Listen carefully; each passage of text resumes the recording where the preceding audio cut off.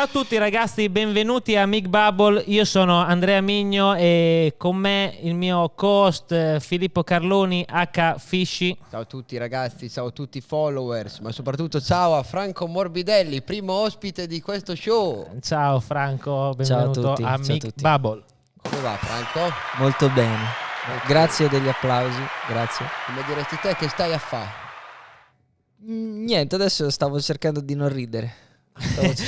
Ma guarda che questo podcast è puramente appunto rilassante e deve essere una chiacchierata conviviale, quindi sei quasi obbligato a ridere, quindi Okay. non ti trattenere. Sì. Bene, sono contento, perfetto. Allora Siamo potrò stracontenti. Sì, come no. Siamo stracontenti di averti oggi come ospite. Sarai l'ospite della nostra prima puntata, dell'attesissima prima puntata, in quanto per colpa mia siamo usciti abbastanza presto sui social, ma perché volevo mettermi in piazza. Però adesso è il momento della prima puntata e sei tu l'ospite che darà inizio alle danze di questo nuovo format, di questo nuovo Lo podcast. senti questo peso dietro le Sì, spalle? sì, lo sento molto. La prima puntata è importantissima, quindi Sì, ti sì, ringrazio. sì, ma di- vedrai che ci divertiremo. Come va Francone in generale? Cosa ci racconti? Come stai? Bene, va molto bene. È cominciato il campionato. Perché comunque sì, parleremo di moto, grande. di moto in Sì, generale. Te Quindi si sei, parla- scusa, chi Perché è? infatti il Te, campionato te? di- Scusa, chi? No, per sapere. No, sì, dici appunto, partirei probabilmente da un aggiornamento. Siamo tornati poco fa da Austin. Sì, vengo da Austin, siamo stati a Austin a fare la terza gara dell'anno e è un anno molto importante per me perché vengo da 3 stagioni molto difficili e invece quest'anno sono su una moto molto competitiva e quindi sarà importante per me ritornare a lottare per posizioni toste, importanti, tipo podi, vittorie. Però siamo in crescita, no? Eh sì, infatti ho cominciato il campionato purtroppo saltando i test perché ho dato una botta in testa a Portimao. Io la prima cosa che ti ho chiesto quando ti ho visto in Qatar, dopo il botto, quando sei salito sulla MotoGP, ti ho detto, oh ma cioè, ti fa un po' paura, nel senso, cioè dai un botto della Madonna e di qua di là devi risalire sulla MotoGP, cioè non è che risali sul cinquantino, dici c'ho tempo per abituarmi. Io mi sono un po' detto, la mia premura principale, insomma la mia pensiero principale era capire se avevi paura dopo quell'incidente tornando sulla MotoGP e come hai fatto appunto a gestire quella situazione lì, Non insomma. sembrava per niente che avevi paura tra l'altro i giorni dopo. Ah sì, no, ma probabilmente facciamo questa cosa da talmente tanto tempo che le paure rimangono fuori. E poi, anche se proprio vado a vedere, sinceramente avevo paura di moltissime altre cose, proprio della velocità di quello che sarei riuscito a fare in termini proprio tecnici, che la paura del botto, ecco, è passata in terzo, quarto piano, ecco. Soprattutto la cosa che mi ha fatto ridere molto di questa cosa qui, della paura, è stata a Portimao proprio, che lì me lo sono chiesto un po' di più, ho detto adesso arrivo a Portimao, che succederà, che sarà? Ma aspetta, il primo Non ti giro che ci sei ricordi? passato lì? Come t'ha fatto? Niente, non mi ha fatto niente e sono tornato al box e dopo il primo run ero primo. Sì, bella, questa è bellissima. Cioè io Racconta. cercavo dove fossi in classifica e sono partito dal basso. Sì, mi ricordo. Sono partito dal basso a guardare e ho detto, a un certo punto ho detto, vabbè, ci sarà qualche problema del transponder perché non mi vedo. E poi invece ho visto il primo nome, ero io dopo il primo run, ho detto allora a posto. E allora dai, Ma ci siamo, ti siamo sei in sentito ballo. subito pronto, che eri pronto a ritornare subito sulla motocicletta? Ancora non eri al 100%, insomma. Il problema è stato ed è ancora la poca esperienza sulla moto nuova, i pochi giri sulla moto nuova, Ok. quindi avendo saltato 5 giorni di test dove, capito, fai 80 giri al giorno, anche se la moto è nuova, la conosci bene, hai il tempo di fare il tuo setup, fai il tuo setting, ti metti a posto con le tue cose, mentre noi adesso siamo partiti puramente con un setup, io sono partito col setup di Pecco e metto la sua moto e guido la sua moto da quando entro in pista dal primo venerdì del Qatar, e da lì cerco di fare il miglior lavoro possibile con quello che ho al momento, quindi non c'è stato quel tempo che uno ha per mettersi a posto, per fare il setting, per rendere la moto proprio sua, ecco, e sia in termini proprio fisici, perché proprio in termini di setting, sia in termini di feeling. Ok. Quello Sensazionale, di fartela sensazioni. Sì. Ma infatti, come diceva il buon Phil, io vedo della crescita, e ovviamente dal Qatar, che era la prima gara senza aver fatto i test di qua e di là, per me, secondo me, fino adesso Ho preso 2 secondi al FP1, quindi se te lo dico, FP1 2 secondi. alla fine del FP1. Sì. Adesso, cioè, per dire che sei partito da lontano. Sì. Certo. In Qatar questo? Sì. Ah, ok. No, sì, ma sì. anche all'inizio mi senso. ricordo, si guarda nei tempi, ovviamente sei partito da molto prima, poi gli altri hanno fatto i test, quindi è ancora, c'era il divario, il gap, insomma, Sì. era ancora maggiore. Ma Beh, anche perché era il tuo esordio dopo Valencia.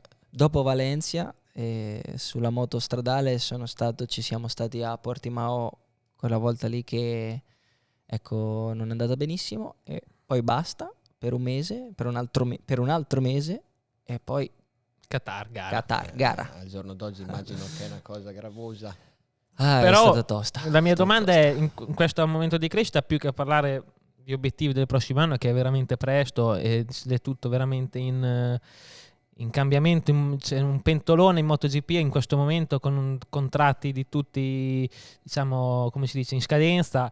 Ancora mi sembra presto, però ti vorrei chiedere più che altro, magari per Jerez, come la vedi, dai, come ci arrivi?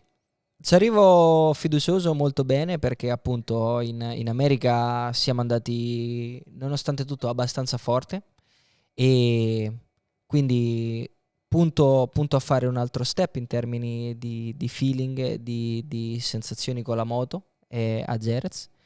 E poi Jerez comunque è una pista dove la mancanza di esperienza sulla moto, spero e credo, si faccia sentire meno, perché comunque è una pista che anch'io conosco molto molto bene, che conoscono bene tutti i piloti della categoria della MotoGP, e è una pista che ha molte insidie in meno rispetto ad Austin, ecco, che può essere un aiuto o una bega. È una Adesso pista da vediamo. motocicletta rispetto a Austin, dai.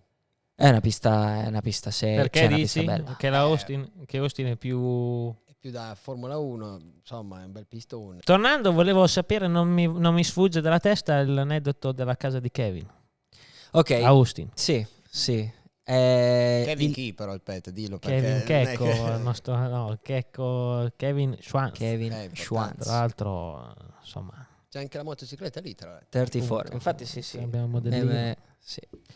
Racconta un po'. E c'era quella moto lì, c'era quella lì, quella vera, era a casa di Kevin. Giovedì siamo andati a questa apericena che ha organizzato Kevin a casa sua, invitando un po' di gente, diciamo, del paddock e un po' di amici suoi. E sono contento, sono orgoglioso di conoscerlo bene, di essere suo amico, e quindi mi ha invitato anche a me, mi ha chiamato anche a me, ed è stato bello, perché casa sua innanzitutto è lì, poi non so se è proprio casa sua o comunque è una casa che lui ha vicino lì a Austin. Immagino che sta in un ranch grosso. Sì. tipo. Comunque mi hanno detto Sì. che, non so, anche io sto dubbio, ma mi hanno detto che lui comunque è originario proprio di quelle parti lì. Ok, Cioè, quindi magari è casa sua proprio. Sì, non so solo se tipo è nato e abitava da un'altra parte, ma comunque il raggio d'azione, insomma, è quello. Ok, bellissimo, in mezzo al nulla, comunque fai un po' di strada per arrivare, fai un po' di strada nei campi texani, Bello. quindi sì, prima di arrivare a questo al Ranch 34, e poi arrivi e c'è lui, c'è sua mamma, c'è suo babbo, tutti fighissimi, in tipico stile americano, e poi lui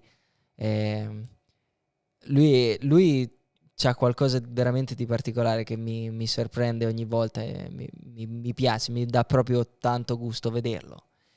E poi mi ha portato in una zona di sopra a casa sua dove ha tipo un museo, e con queste, c'ha queste 3 moto, c'ha una Suzuki, sono 3 Suzuki, e una è più vecchia, che io infatti non la conoscevo, e le altre 2 invece sono le 2 Suzuki con le quali io sono cresciuto praticamente, con le quali tutti noi probabilmente siamo cresciuti.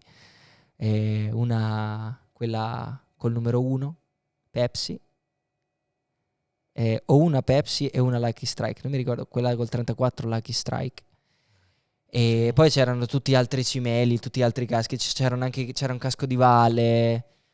Il museo è veramente bello, e la vibe che c'è là nel suo museo è questa vibe motociclistica americana.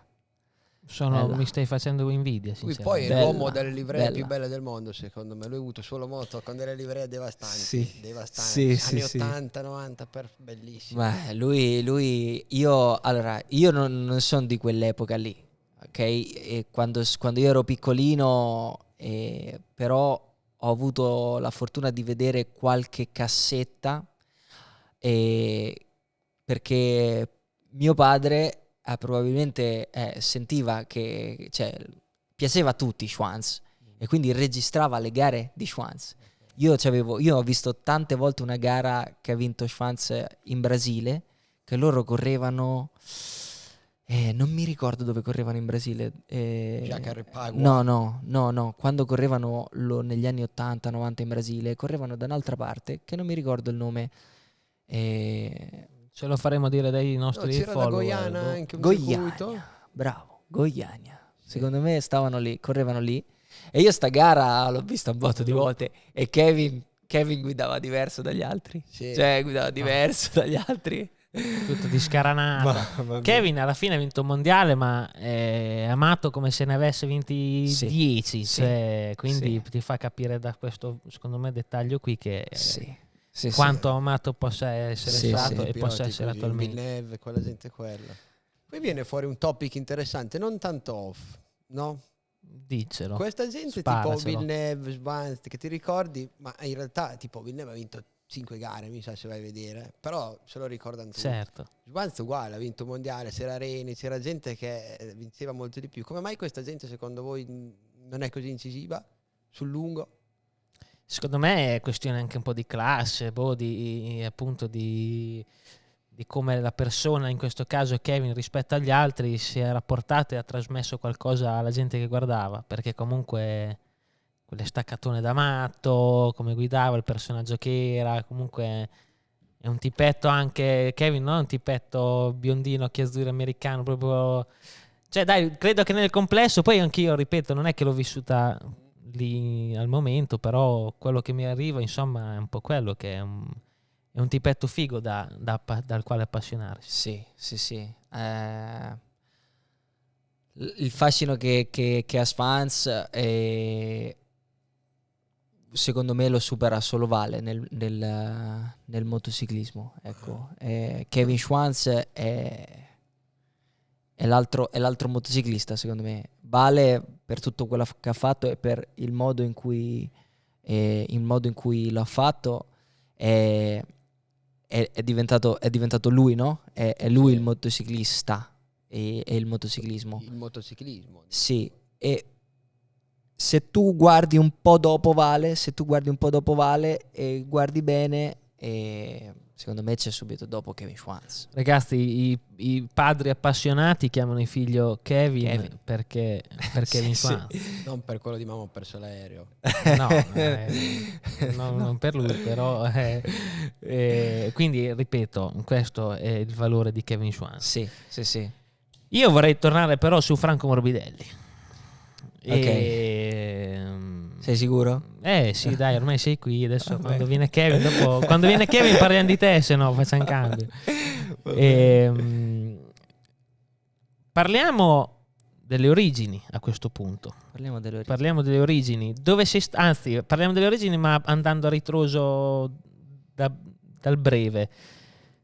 Poco tempo fa sei andato a riscavare nelle tue origini, appunto perché raccontaci la tua esperienza nella tua terra comunque. Sì, sì, sì. Allora, io sono mezzo brasiliano, no? Mio padre era italiano, mia mamma è brasiliana, di Recife. Grande Cri, salutiamola Cri, ciao Cri. Ciao Ma, ciao Cri.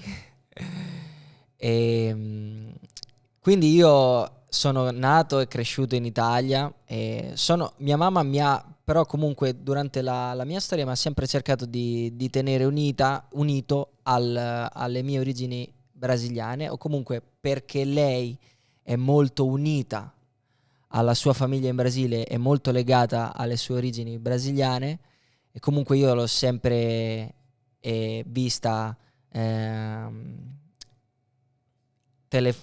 telefonare, capito? La sera tutte le sere telefona a casa, o comunque molte sere telefona a casa, videochiamate. Io ho un passato e ho trascorso tantissimo tempo negli internet point.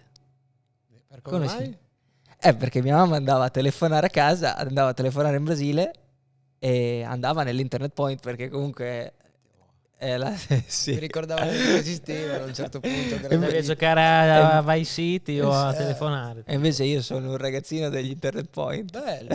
Sì. E poi sono stato lì in Brasile, a Recife, dalla mia famiglia, una volta a un anno. Quindi appena nato mi ha portato in Brasile, appena nato, ha portato lì in Brasile per farmi conoscere tutta la famiglia. Poi mi ha riportato a 10 anni, quando ha visto che queste moto stavano cominciando a diventare una cosa seria. E lei ha detto: ma aspetta un attimo, portiamolo in Brasile, facciamogli un attimo vedere, portiamolo a giocare con gli amici, a vedere un'altra storia, diciamo. E quindi mi ha portato, e poi comunque io dopo un po' che ero lì in Brasile le ho detto che mi mancavano le moto, che mi mancavano le minimoto, quindi dopo forse quella è stata la cosa che l'ha convinta a riportarmi, diciamo, in Italia e a continuare con sta roba delle minimoto. E ti è rimasto qualcosa di questa esperienza laggiù verso i 10? Ah, tantissimo, tantissimo. E sì, perché poi io ero bambino e sono andato lì e ho conosciuto i miei cugini che hanno più o meno la mia età, hanno praticamente la mia età, le mie cugine che sono un pelo più grandi e i miei cugini che hanno la mia età, perché mia mamma ha 2 sorelle che hanno fatto tutte e 3, diciamo, figli in tempi ravvicinati. E quindi ho conosciuto i miei cugini e quelli gli amici, quelli Ok. che sono le tue spalle. Bro. La famiglia, Bro, con la corona sì. sempre in mano tenuta per il collo. Esatto. E quindi ho fatto questo periodo da bambino con i miei cugini, quindi ci siamo conosciuti da bambini. E adesso, dopo 19 anni, che comunque siamo sempre stati in contatto, ma dopo 19 anni proprio sono tornato giù, perché mia mamma mi aveva chiamato, mi ha detto, non si ricordava quanti anni faceva, e gli ho detto sono 60. Te gliel'hai detto, Sì, te gliel'hai detto. sì, Bello. lei mi ha chiesto conferma dei 60 anni. Lei mi ha chiesto, ma sono 60 anni? Gli ho detto sì, sono 60. E mi ha detto, allora vado in Brasile a festeggiare. Ho detto ok. E ho attaccato, ma poi dopo che ho attaccato mi è rivenuto da riprendere il telefono, l'ho richiamata, gli ho detto vengo con te. Bam. Sì. E quindi dopo Così dopo. Era una gag questa. Vengo con te. vengo con te. E hai chiuso. Sì. E dopo sono tornato in Brasile. Sono tornato in Brasile e sono stato dalla mia famiglia, quella dove sono i miei bro. Ok. Ed è stato bellissimo perché loro vivono a Iputinga, che è una favela proprio ai bordi di Recife. Recife è una città bellissima. È come se fosse... è sott'acqua, praticamente. Ok, tipo Paesi Bassi. Sì, tipo, esatto. È come se fosse l'Amsterdam del Brasile. E la parte della città è fighissima, con tutti i grattacieli così. E gran parte della città è popolare. Favela. Detto in questo modo. Detto in questo modo. Devo schiacciare un altro tastino, non ce l'ho tanto per la favela. Io avrei paura. Detto in questo modo. Però, oddio, aspetta, forse ce l'ho. Troppo Ma ci stava un tutuccia, un altro tutuccia su favela. È vero, in effetti. Favela. Però sminuisce. Così, Favela. sì. E va bene. Ma infatti racconta questa esperienza della favela, perché mi sembra da fuori una realtà lontana e diversissima da quella che può essere la mia, la sua o attualmente la tua. Sì. È un modo di vivere completamente diverso. È un modo di vivere che ho sempre avuto con me, però. È quel modo di vivere che io ci ho avuto sempre un po' con me, però all'ennesima potenza. Dove anche Ok. tutti gli altri sono. Dove tutti come gli te. altri sono così. Te lo stacco l'hai sentito poco rispetto alla Tavuglia? Io ho sentito proprio una riconnessione con me, con le mie origini. Da bello. Sì, è stato bellissimo. È stato bellissimo. E non ho rivisto i miei amici di quando ero piccolino, che avevo 10 anni, perché allora quelli che sono rimasti vivi sono andati da qualche parte in villeggiatura, o magari sono andati in campagna. Veramente uno che me lo cioè uno che mi ricordavo molto bene di lui, che mi aspettavo di vederlo, e che è rimasto vivo e purtroppo era in campagna. Peccato, perché lì non ho rivisto i miei amici di una volta, a parte i miei cugini, quindi sono stato molto contento di rivedere loro. Non hai rivisto tutti. Non Insomma. ho rivisto tutti, ma a parte questo ho rivisto degli altri ragazzi, altri amici dei miei cugini, perché lì i gruppi sono molto forti, e in 20 giorni ci ho ristretto l'amicizia, cioè ci ho stretto un'amicizia incredibile. Mi sono fatto degli amici nuovi, e un'amicizia di un'intensità che comunque mi porto dietro qua, e mi porto dentro, ecco. Bello. Bello, sì. Bellissimo. Un'esperienza e una vacanza profonda, mi viene da dire, Sì. avvenuta tra l'altro in un momento forse altrettanto profondo. Nel momento giusto. Sì, dico così perché comunque è arrivata, per tornare a ricollegarsi un po' anche al discorso delle moto, è arrivata in un momento della tua carriera dove, come hai detto tu, 2 anni difficili, infortuni al ginocchio, passaggio nel team ufficiale, infatti ci sarebbe ad argomentare anche tante altre cose, e dove però uno potrebbe dire, Vara, la moto ufficiale comunque è arrivata per me non a caso, nonostante 2 stagioni brutte, è arrivato diciamo la chicca, l'uovo d'oro della moto ufficiale, e comunque della grande opportunità di quest'anno. E come l'hai letta questa cosa? Così in maniera profonda, oppure insomma più vabbè, cioè mi è arrivata, o non ci hai visto niente di più insomma in questo arrivo? No, la leggo come una cosa da sfruttare al massimo, ecco. Hai ragione, la moto, cioè avere una moto ufficiale dopo 2 anni tosti come gli ultimi 2 anni, non è una cosa banale, e avere questa fortuna è una fortuna che mi prendo, e che cercherò di sfruttare al massimo. Io ti ho visto a Portimao perché ero venuto a vedere le corse, no? Sì. Io rispetto all'anno scorso ti ho visto proprio esteticamente bello, proprio bello da vedere. Grazie. Bellissimo, Grazie. col casco da tutto a posto. Cosa cambia rispetto alla Yamaha dell'anno scorso? Qual è il succo del discorso, della differenza? Perché la differenza è enorme sul giro secco, va bene, sul tempo sul giro, ma sullo stile di guida è veramente un altro mondo. Allora, è una moto, sì, un po' diversa da gestire. Appena sali, quello che noti è che è molto stabile. E arrivando dalla Yamaha, che la stabilità era uno dei problemi principali con i quali lotti da 2 anni. Già sentire una stabilità del genere t'aiuta, però non è solo quello, cioè la moto ti permette molto e ti devi prendere quello che la moto ti permette, ecco, devi dare tutto quello che la moto vuole, se non di più.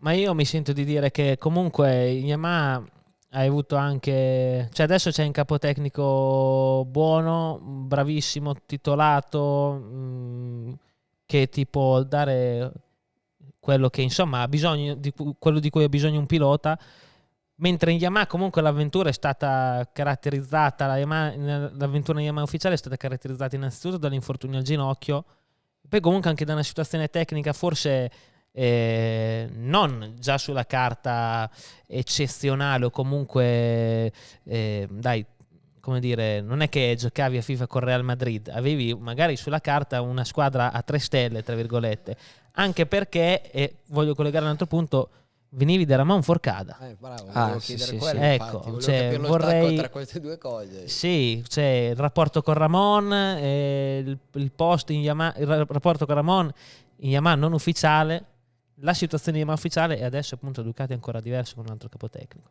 Allora, quello che non mi ha fatto, secondo me, io ci ho pensato, quello che non mi ha fatto rendere al 200% sulla Yamaha sono state le molte incognite che ho avuto.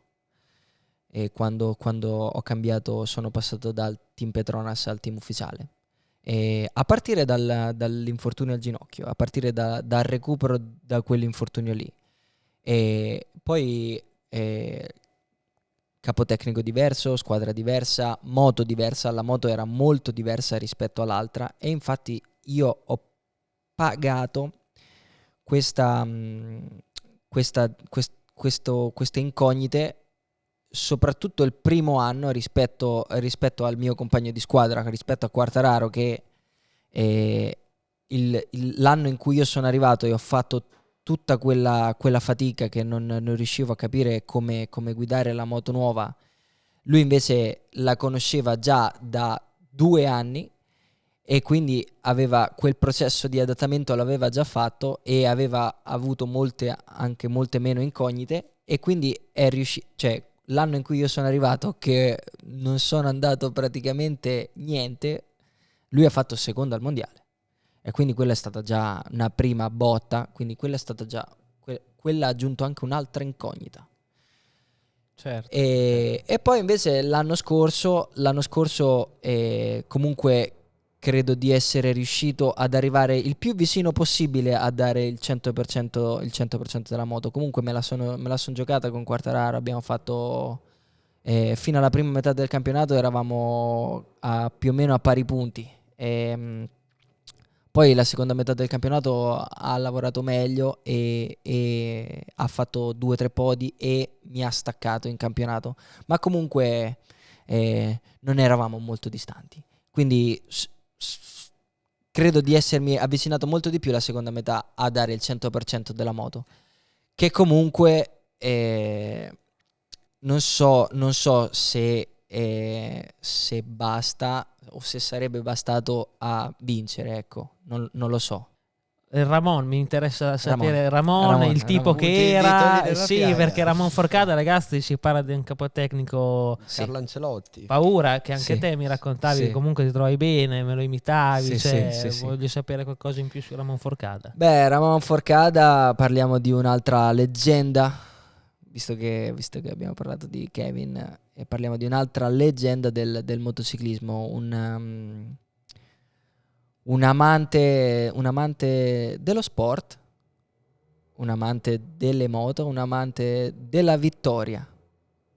E quindi è stato bellissimo avere la fortuna di lavorare con lui 2 anni e mezzo, e di poter imparare da lui un sacco di cose, Sulla MotoGP. che sulla MotoGP, ma in generale, ma anche sulla vita, sull'approccio in generale dello sport, e sulla cucina, cioè tantissime cose. Ho imparato tantissime cose da una persona brillante come Ramon Forcada, e sono Completo. fortunatissimo. Io, allacciandomi Completo. in maniera arguta e intelligente a questa questione, avevo visto su Prime Video un documentario su Mancini di Pesaro.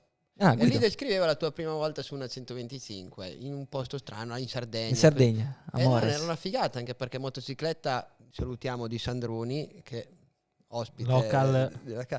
e quella cosa lì è una figata. Quello Sì, lì era che però molto- sei stato sulla 125. Ero molto piccolo, e anche lì sono stato molto fortunato ad avere una persona come Guido Mancini di fianco a me in un momento così delicato, perché io ero un bambino, avevo 10-11 anni, e mio padre era matto abbastanza da aver avuto l'idea, che adesso è normale, ma magari quando eravamo più piccoli noi non tanto, di mettermi su una 125 GP a 11 anni, dove era possibile, in Sardegna, a Mores. Che è una pista Una permanente, pista piccola, no? Uno ma sterrato, volevo una capire pista da quello. croce. No, Rapid è Acropoli. in un posto bellissimo in Sardegna, e anche la pista è molto bella, ma è piccola, non è una pista, diciamo, mi ricordo era 1 chilometro, non mi ricordo se arrivava a 2 chilometri, però era piccolina, e c'erano un sacco di amatori a girare. Ok, insieme E a te lo stesso. insieme a me, sì, insieme a me, undicenne sopra la 125 GP, Aprilia, che ancora ho. Bello. E come c'era Guido che mi teneva, anche lui mi teneva al sicuro, e mi diceva di star tranquillo, mi diceva di fare le cose per bene, mi insegnava un po' la disciplina del motociclismo. Beh, no, è figo. Bellissimo. E poi comunque, a parte in pista, io sono stato anche in officina da Guido, e ho visto anche lui come l'amore che ha per il motociclismo, Guido, è fantastico, me lo ricordo benissimo. Vecchi tecnici dei due tempi. quelli Vecchi tecnici del due tempi, sì.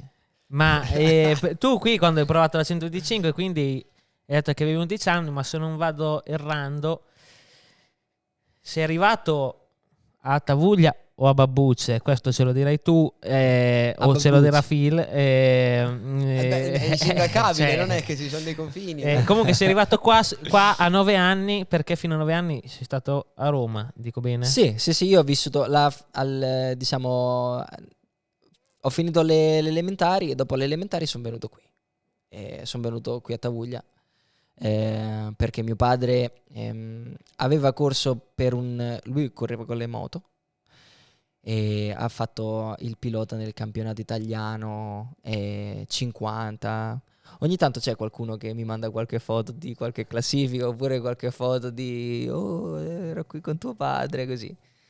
E lui aveva corso per un team di Pesaro, e quindi era ben conscio del fatto che se io fossi voluto diventare un pilota, avessi voluto farlo per davvero, lo avrei dovuto fare in questa parte d'Italia. E lui Sapeva che qui potevi coltivare un Sì, po' meglio il sogno. Sì, lui mi ha messo in mano a dei suoi ex meccanici, prima in primo luogo, quindi proprio per cominciare proprio con le moto grandi mi aveva messo in mano a Licchio, si chiamava Licchio, uno che era stato suo meccanico. Poi mi ricordo che tutte le persone con le quali lui aveva corso, o comunque che avevano fatto da meccanici a lui quando lui aveva corso qua, me le aveva messe intorno, quando sono arrivato io. E poi secondo me la svolta è stata quando proprio Livio ha chiesto a Graziano di farmi allenare, di farmi andare a girare alla cava. e di farmi allenare. Tipo un con incontro loro. Livio e Graziano Sì. per te deve essere stato un 10 minuti di poesia, cioè un incontro veramente poetico, mamma Sì, mia, bellissimo. sì. E da lì Graziano mi ha preso sotto l'ala e mi portava a girare la cava, mi dava una mano su tutto e cercava di indirizzarmi nella direzione migliore e poi ha chiesto a Carlo se mi potevo allenare Sì. e lì da lui, e poi da lì ho cominciato ad allenarmi con Carlo, con Vale Embrione dell'Academy. Esatto. Sì, un momento. Sì. Sì, c'era anche il Sitch. Sì, è stato molto abbastanza prima dell'Academy, 2009, 2008, 2009.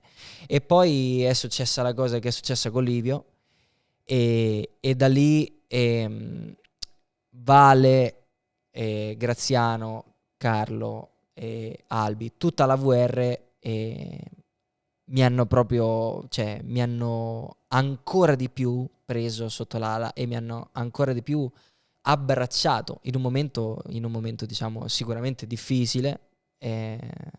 Loro non mi hanno cercato in tutti i modi di non farmi sentire la difficoltà di questo momento e io non l'ho sentita. E non hanno neanche sbagliato a scommettere su di te o comunque a credersi nella tua persona, nella tua figura di pilota.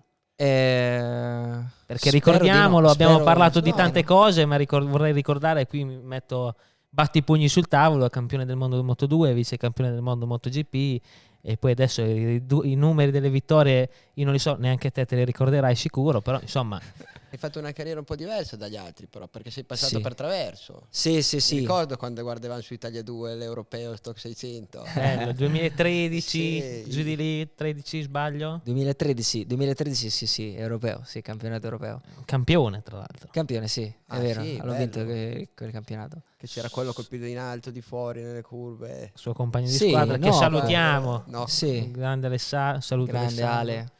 E tra l'altro con il Cavasacone che nei cambi di direzione Ah, Ale faceva paura, ma sì, dopo il Kawasakone, sì, nei cambi di direzione era un po' più duro il Kawasakone. Qual Era era? la Yamaha che era. E qui solo un grande Miglio insegna, insomma, migliorati Cristiano. Salutiamo Ciao, anche Emilio. lui, ciao Chris. Abbiamo salutato un mezzo paddock. Sì, il podcast dei saluti. Vabbè, sono tutti amici. E sei passato dalla Super Sport senza fare mai la Moto3 e poi sei arrivato in campione del Super Sport, Stock. scusa, sì, in Super Stock 600. Quella volta ancora c'era la Stock. C'era la Ah, Stock, sì. sì, la Stock era per i ragazzini. Delle griglie piene, infatti. C'era Stock 600, Sì. Super Sport 600, 1000, Stock 1000 e la Superbike alla Superbike, fine che era... sì. Con due moto, Superbike. Sì. Tosto. Diciamo che quella volta adesso i ragazzini fanno la Super Sport 300. Quella volta lì Sì, facevano lo la Stock Super 600. Stock 600, li mettevano su un 600. Appello era meglio quella volta? Categoria pericolosa, off topic, così? Era meglio quella volta, io non ho paura di sbilanciarmi. Ok. Non lo so, Che no. pugno duro, Sicuramente però. è meglio adesso. Quello che penso io. Super- La 300 secondo me non è una moto formativa come poteva essere un campionato di Stock 600 di quella volta. Anche Questo perché è quello c'era che gente penso. di livello quando correva lui in europeo, mi ricordo. Questo io non lo so. Sì, io mi fido del fatto che si va sempre per il meglio e quindi suppongo che No, sì, però la categoria di adesso sia meglio della Super Stock. Però, quella volta. ecco, no, appunto. Però a me mi è piaciuta la Manteniamo, Super Stock. manteniamo i pugni duri, perché io non credo che adesso uno della Super Stock 300 ti arriva in Moto2 quanto? Nel giro di 3 anni? 2 anni hai vinto il mondiale? 3 anni? 3 anni. È già, allora, no, scusa, 4 anni. Al quarto 4 anno. anni? Quarto anno, sì, al terzo anno ho fatto da Matti. Eh. Fatto da Matti la seconda metà. sì. E- Ok, sì. Sì, ci sono voluti. Beh, comunque tu quando sei arrivato in Moto2 già con Italtrans Sì. No, già caricato. già dei voglio. quinti posti, Sì, ricordo. allora il primo anno in Germania al Sachsenring mi sono già giocato al podio. mi ricordo, che dopo ti sei steso con Rabat, ultima curva, quella gara lì. Nera No. quell'anno? No, quello era il secondo anno, secondo me. Il primo anno ho fatto quinto, Ok, ah sì, mi ricordo. mi sa. quinto, giocandomi il podio con Vignales, con Rabat. E infatti probabilmente è stata quella la gara che mi ha messo nei radar del team Mark VDS, perché dopo 7 gare ero lì a lottare con Rabat e poi comunque a lottare a modo mio. Con i levate, con... Sì, un po' fantasioso, quelle lotte un po' fantasiose. E quindi bello perché quella gara lì probabilmente è stata la prima gara che mi ha messo nel radar dei team importanti della Moto2 e è stata relativamente presto, è stata una cosa che è successa relativamente presto, ma anche lì perché sono stato molto fortunato di arrivare in un team comunque Italtrans, un team già molto di altissimo livello, che aveva già un gruppo di lavoro di altissimo livello, una moto, diciamo la Kalex, la migliore, o comunque quella che usano tutti in Moto2. E un gran team. Appena arrivato, sono arrivato subito in un gran team, quindi sono stato fortunato anche lì. Sì. Poi io mi ricordo con grande piacere il 2017, l'anno del mondiale. Il pubblico non sa, ma lì molti debrief dopo gara, quello è stato un anno bellissimo anche per me. Sì, abbiamo festeggiato molto. Sì. Siamo Nella città stati più molto bella del mondo. fortunati che abbiamo festeggiato molto, anche nella città più bella del mondo o comunque in uno dei borghi più belli del mondo. Las Vegas, Dubai, no. Urbino. Rubino. Ma sì, non c'è niente da invidiare. Il campionato del mondo, la mia festa del campionato del mondo è stata con i miei amici al 20s. No, però prima Montelabbate, Ostria Nuova alla Cueva, importante. Prima alla Cueva. E poi siamo andati al 20s di Urbino. Sì. E Dal abbiamo baffo, fatto festa. dal baffo. Abbiamo fatto festa come bisogna fare festa dopo un mondiale. Sì. Bello. Quelli che buttano il sale così vanno gli altri, noi andiamo alla Cueva. Sì. Ci siamo trovati bene. Molto bene. Sì. Molto bene. No, gran figata. Non so bene come riallacciarmi a questo discorso, ma Domandaglielo. Chiedimi pure. Ti voglio chiedere almeno altre due cose, ovvero innanzitutto il rapporto che hai, o comunque l'affezione con Ayrton Senna. Ostia. Altro personaggio di spessore. Mi ricordo tra le peste che attacchi a casa tua, mi ricordo quella del poster che hai sempre avuto sopra il letto. Del poster quello? che È vero? Ce l'ho. È Certo. vero? Sì, è sempre sopra di me. Raccontiamola com'è, perché? Mi ricordo che mi aveva detto il poster che c'ha sopra il letto suo e della Francesca, che salutiamo. Ciao Franci. C'è Franci, ciao, adesso. Ce l'hai nel letto da quando sei nato? Sì. Allora mi ricordo bene. Sì, Di fianco sì. al premio Il Pesarese 2017. Io mi colpisco le robe. Senna, il primo Veserese lì. Sì. Mia mamma, quando sono nato, da quando sono bambino, mi ha messo questo poster di Ayrton Senna sopra dove dormo, e io non riesco, cioè, il mio letto deve avere quel poster sopra. La testata del tuo letto è Sì. formata da, giusto, bellissimo. Capito? Protegge i tuoi sogni, infatti grandissimo dormitore, Grandissimo, pesantissimo. Castato duro, però. È vero. Si vede che Ayrton è lì. Bello. E che dire di Ayrton Senna, un'altra leggenda dello sport, del motorsport e dello sport in generale, un atleta con un fascino tutto suo, brasiliano, quindi Non delle favela, però. sì, non delle favela, come non essere amanti di Ayrton. E io non l'ho vissuto, ma ho visto e sono stato cresciuto, diciamo, con tutte le sue cassette, con tutte le storie che mi hanno raccontato i miei di lui, e tutte le cose, tutte le storie che appunto vedi di Ayrton Senna, e il modo in cui è riuscito ad essere pilota lui è un modo, cioè, superlativo, a parte tutto il resto, che anche tutto il resto è stato superlativo. Abbiamo parlato veramente di cose, abbiamo toccato dei temi che nonostante ci conosciamo ormai da tempo, comunque abbiamo approfondito delle cose veramente interessanti. Ma sì, dai. È vero, se c'è una roba che ho imparato da questo podcast è questo, viene sempre fuori qualcosa di interessante. Ma io appunto per Dobbiamo aumentare parlare con i microfoni. aiutano. È vero. Dobbiamo metterci i microfoni, le cuffie, che ci sentiamo le nostre voci, allora Da quella nota qualcosa in più. di raccontare qualcosa in più. può darsi. Per raccontare qualcosa in più, io adesso ti andrò a prendere il tuo casco di Misano 2020, il tuo cimelio di oggi che ci Che hai ho voluto portato. portare, sì, che infatti mi hai detto porta qualcosa di bello, un casco particolare. Ero indeciso, ho portato questo. Allora, io te lo tengo, tu ce lo illustri. Allora, Partiamo dalla calotta, dici te, vai, facci un'istruzione. questo è il casco dove c'è una mia caricatura, diciamo sulla parte superiore, e dove c'è scritto time out. Time out perché?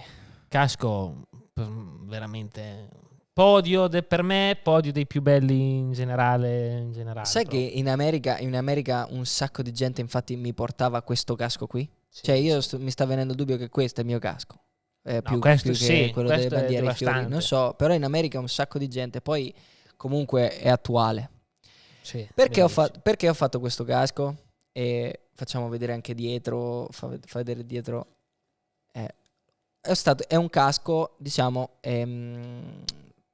che richiama all'uguaglianza e richiama a Parentesi. un ordine. Siamo nel 2020, Siamo nel prima 2020. vittoria in MotoGP. Prima vittoria MotoGP qua, sì. Sì, prima vittoria qua. Aggiungiamo sì. del valore, Sì, insomma. sì, Rimettilo. sì. Può darsi che lo rimetto, ma perché no? Ma è bellissimo e poi è attualissimo. Sì. Perché mi sono sentito di fare questo casco? Perché cominciavo comunque ad avere un certo fastidio della situazione che si cominciava a respirare in generale nel mondo. E quindi gli ho detto con Aldo dobbiamo fare che salutiamo. Ciao Aldone, realizzatore, ideatore della chicca, Aldone, del designer. altra leggenda di questo sport, altro genio e leggenda di questo sport. Quindi, e quindi gli ho detto Aldo dobbiamo fare un casco che comunque richiama un attimo a questa tematica. a rimettersi, dai, un attimo tutti in una posizione un po' più tranquilla, ecco. E io qui però vedo l'adesivo di Spike, plus di Spike Lee. Allora, perché praticamente questa scena richiama il time out perché? Perché c'è una scena di un film di Spike Lee, Fa la cosa giusta, Do the Right Thing, che spiega benissimo la sensazione che avevo io in quel momento. Cioè, praticamente questa scena dove ci sono tutti i personaggi di varie etnie diverse che si insultano, ok? E a un certo punto arriva Samuel L. Jackson, che in quel film lì è un po' un personaggio fuori campo. Lo vogliamo salutare? Sì, magari. Arriva Samuel L. Jackson che dice basta, avete rotto. A voce bassa, immagino, senza Sì. urlare, con la pacatezza sua Sì. che lo contraddistingue. E dice proprio time out. Okay. E l'abbiamo vista, abbiamo detto dai dobbiamo fare questa, poi non dico che gli assomiglia a Samuel L. Jackson, però è venuto molto bene. Aldo l'ha fatto da paura il personaggio, e assomiglia molto sia a me che al personaggio, che al DJ, che non mi ricordo il nome del DJ, che del personaggio che fa in quel film. Comunque è stato un casco bellissimo, poi ho vinto e poi ho attaccato anche l'adesivo di Spike, abbiamo attaccato anche l'adesivo di Spike che infatti È lì. chiama Peace. Hai capito? Questa era bellina, è lì. Spike. Bella, bella. È vero, arriva Bella. dopo. No, quella dei piatti. Quella È lui. Che poi ho sentito anche al telefono, perché poi mi ha chiamato per la bellezza di questo casco, mi ha chiamato Spike Lee e Ho fatto una chiacchierata bellissima, ci ho fatto una chiacchierata bellissima e sono anche contento di questo. Ecco, ho conosciuto Cioè, una te, tra persona l'altro, figa come fortunatissimo che Spike che hai risposto. Sì, che mi ha beccato. Cioè, Davvero, non ci avevo mai pensato. Sì. rispondo. Sono Spike. No, ma lì bega perché lui gli aveva detto che mi avrebbe chiamato, quindi no, rispondi al cellulare perché ti chiama Spike. 2 settimane Quindi lì è stato un attimo, sì, avrei risposto. In ogni caso. Sì. Bella, bellissima storia, l'ho voluto portare perché comunque c'è una bellissima storia sto casco e poi è attuale. Quindi, attuale, siamo a Misano, quindi tra siamo l'altro. a Misano, infatti guarda, anche questo. Volevo portare un altro casco fighissimo che ho e che secondo me anche quello è probabilmente il casco più bello che ho, è il casco che ho usato di Vale a Valencia. Quando per la sua ultima gara ero indeciso di portare quello o questo. Magari un'altra volta porto Quella quello. grandissima. Bellissimo, Bella idea, bellissimo. bellissima Sì, idea. sì, perché poi era il casco, anche quello lì era un casco molto, era un Peace and Love, casco Peace and Love di Vale, bellissimo, bellissimo. 250, 98, Sì, credo. Sì. E benissimo direi. Prima di passare alla chiusura, ma ancora prima alle domande di Instagram, prima di arrivare alla fine di questo episodio, così una domanda buttata lì. Franco, passione 2 settimane. Bello, bravo. Cosa in queste 2 settimane che cosa siamo appassionati, che cosa ti sta riempendo il cuore? Tornerà il vegan Franco? Oppure il Poke Franco? il Pokémon o il surfista a Porto Verde? Anche vero, il periodo. Guarda, è un periodo che ti dirò che sono molto concentrato sulle moto, sulla mia passione base e Rimaniamo sui film, gli anime. Guarda, mi sto guardando la Divina Commedia spiegata da Benigni. Ok, chiudiamo qui. No, sono sicuro che comunque con l'estate tua anima Con l'estate ti tiro fuori qualcosa di più. sì, tipo uno skimmy uguale, ecco, vedi, già mi ritornano in mente. Sì. Ma te lo sai a chi tocca adesso, Andrea? A voi. Sì, proprio voi, ai Infatti è nostri il momento followers. delle domande dell'Instagram. Allora, vai, domande Instagram. Vai, siamo pronti. Ok, allora, ci scrive Daniele.font. Quanto è difficile trovare uno sponsor al giorno d'oggi nel mondo delle motociclette, del motociclismo? Allora, lo sponsor abbiamo toccato qualche frezzatina, Daniele Font. Sì, comunque è difficile. Dopo magari in MotoGP è un po' più facile e hai più scelta, però comunque in generale è comunque difficile. Molto dipende dai risultati dal mercato, cioè da come va l'economia in generale. Comunque sì, non è... Diciamo che... E poi gli sponsor sono una cosa fondamentale di questo sport, perché sono la cosa che tengono in piedi questo sport che è uno show, è uno spettacolo e che costa molto, uno spettacolo che costa molto e molti soldi che si spendono per realizzare questo spettacolo per la gente sono soldi derivano sono i soldi di sponsor, quindi poi invece sono una parte fondamentale di questo sport. Perfetto, grazie Daniele.font. Ci scrive Lado CM11. Differenza atmosfera paddock campionati minori rispetto ai paddock dei campionati mondiali. E io direi che la domanda è un po' cosa, perché c'è differenza da di qua a di là, come dicono quelli che lavorano nella Superbike. Quelli della MotoGP non ho mai sentito dire di là riferendosi alla Superbike, ma quelli della Superbike dicono spesso di là riferendosi al paddock della MotoGP. C'è differenza perché comunque il nostro paddock è un paddock dove ci sono dove la vibe è diventata molto più seria del paddock motociclistico al quale siamo abituati. Ecco, siamo tutti abituati o comunque del film che abbiamo sempre visto. Perché? Perché andando avanti col tempo le cose sono diventate sempre più serie, il lavoro è sempre di più e va fatto sempre in maniera più professionale, sempre in maniera più seria, e quindi c'è sempre meno tempo per vedere un pilota in giro per il paddock che cazzeggia, o un addetto ai lavori, proprio un capo tecnico o un elettronico più che altro, cioè piuttosto Sì, che un altro. attualmente ecco. sono veramente rinchiusi, Sì. per prestare in pista poi gli addetti ai lavori si devono rinchiudere praticamente davvero dalla mattina perché alla sì, sera nel sì, box. sta Perché chiusi si nel parla box. sempre di piloti sempre più professionisti, ma non si dice mai che tutti gli addetti ai lavori probabilmente sono Alla grande. Tutti gli addetti ai al lavori. pari passo. Tutti gli addetti ai lavori sono... quando alla sì. fine per forza di cose. Sì. Ganzo. Ultimissima domanda, però questa la pongo io.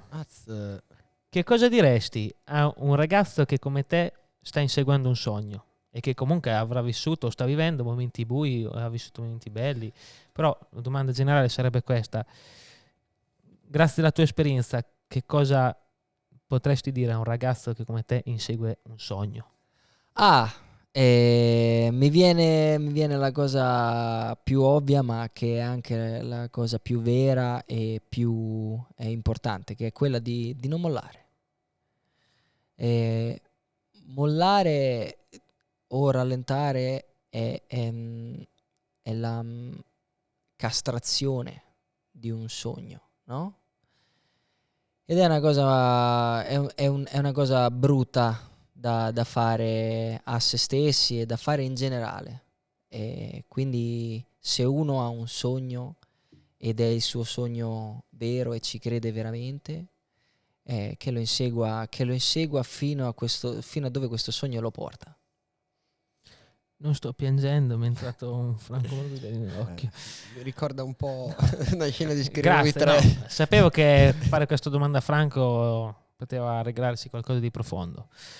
Ragazzi, non posso fare altro che ringraziare in primis il nostro ospite Franco Morbidelli. Grazie a voi ragazzi, siete stupendi, siete bellissimi. Siete bellissimi. Sì, stupendo. Oggi Franco, ringrazio il mio host Filo Carloni, i miei ragazzi della regia. Ringrazio i followers. E salutiamo tutti. From Babuce, 149 pounds, the Italian Brazilian MotoGP riders Franco Morbidelli. Ciao a tutti.